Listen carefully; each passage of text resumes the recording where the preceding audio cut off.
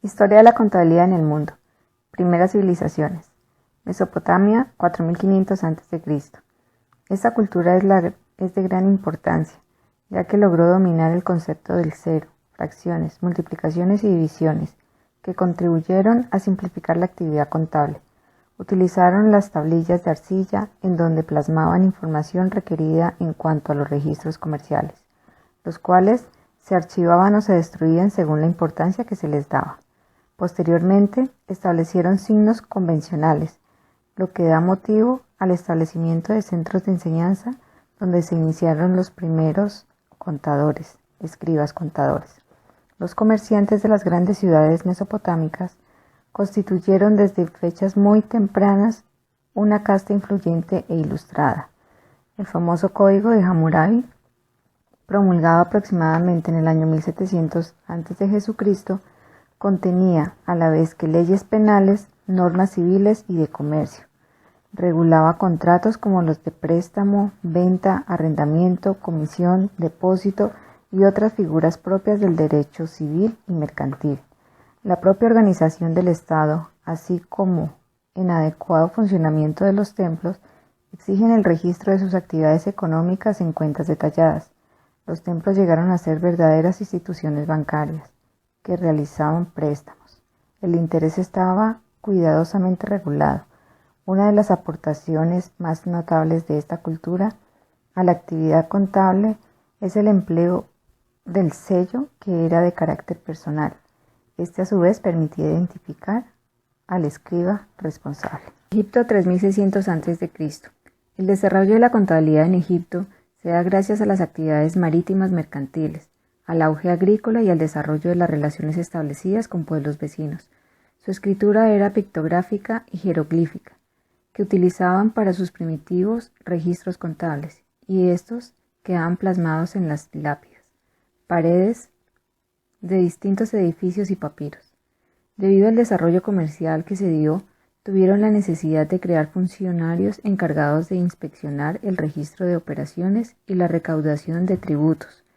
Esto se puede considerar como el origen de los antecedentes de la auditoría. El instrumento material utilizado habitualmente por los egipcios para realizar la escritura era el papiro. Las anotaciones de tipo contable, por su carácter repetitivo, llegaron a conformar un tipo de escritura que ha resuelto muy difícil de descifrar. De cualquier forma, y pese al papel decisivo que la contabilidad desempeñó en el antiguo Egipto, no puede decirse que la civilización faraónica haya contribuido a la historia de la contabilidad con innovaciones o procedimientos que no hubieran sido ya utilizados por los poderosos comerciantes en Mesopotamia. Grecia 1800 a.C.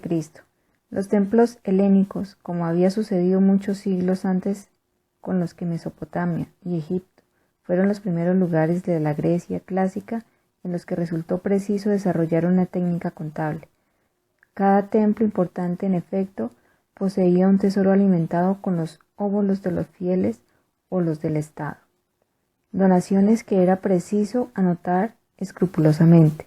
Los tesoros de los templos no solían estar inmovilizados y se empleaban con frecuencia en operaciones de préstamo al Estado o a particulares. Puede afirmarse así que los primeros bancos griegos fueron algunos templos.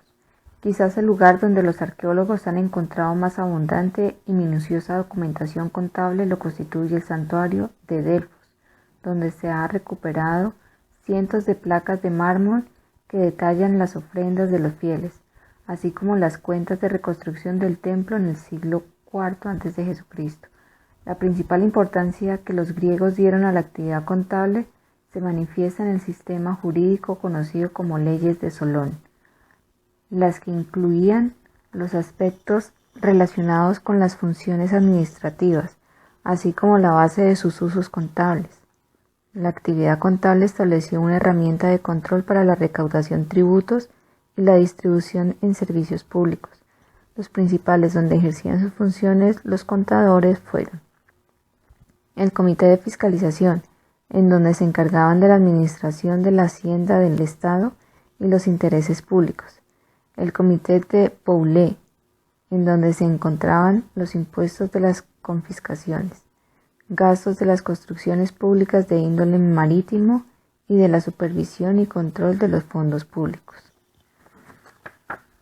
Roma 800 a.C. Los romanos desarrollaron un sistema escrupuloso que legislaba la recaudación de tributos y transacciones con los proveedores, debido a su política expansionista. Las actividades contables más significativas fueron: el nexus, es un préstamo mediante objeto de valor convencional a falta de moneda acuñada, considerado como la primera transacción formal, presencia de 5 testigos. La ley de las 12 tablas, surge por la constante pugna entre los grupos sociales existentes, los patricios y plebeyos, regulando la conducta de ambos en relación con el comercio. La adversia y el códex fue el sistema contable familiar, que consistía en llevar un control de los gastos en un borrador llamado adversia, que periódicamente vertía a uno más formal llamado codes o tabulae. A un lado se anotaban los ingresos, acceptum, y en el extremo opuesto se asentaban los gastos, expensum. Los plebeyos eran los encargados de realizar la actividad del contador o numerador, mientras que las personas de mayor jerarquía social fungían con auditor o espectator, quienes llevaban a cabo inventarios y revisaban los bienes que constituían el patrimonio romano. La Europa medieval. Debido a la casi total aniquilación del comercio en Europa en los siglos posteriores a la caída del Imperio Romano, las prácticas contables más o menos evolucionadas habituales en el mundo antiguo desaparecieron. La técnica contable se había desarrollado de nuevo en Europa a partir de casi de cero, al compás del crecimiento del comercio, que tomó su primer gran impulso con las cruzadas. Las repúblicas comerciales italianas y los Países Bajos serían durante los últimos siglos de la Edad Media las regiones europeas en que la vida comercial iba a ser la más intensa. Como consecuencia natural de la práctica contable, iría desarrollando nuevos métodos en estos países, y sería sobre todo en las repúblicas italianas donde había de seguir la nueva contabilidad. Desarrollo de la contaduría identificada como profesión. El desarrollo de la contabilidad fue desarrollado por varios cientos de años durante la historia del hombre, como una técnica de registro de sus bienes, deudas, valores, etc.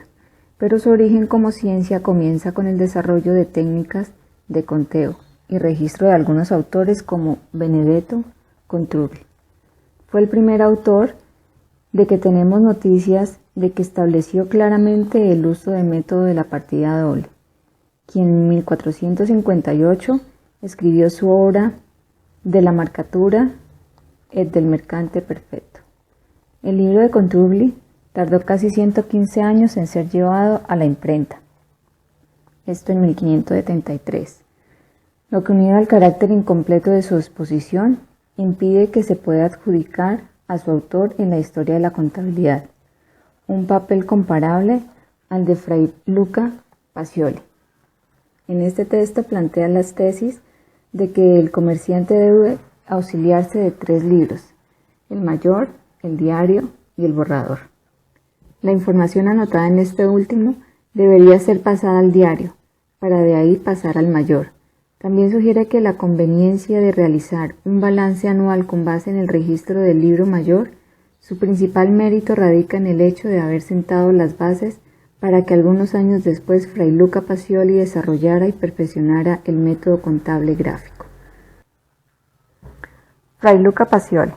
La obra de Pacioli tuvo gran éxito, particularmente la parte dedicada a la práctica comercial y contable, que fue reimpresa por separado algunos años más tarde. De la descripción realizada por Pacioli se desprende que los comerciantes venecianos se veían precisados a utilizar en primer lugar un borrador, no empleaban directamente el diario.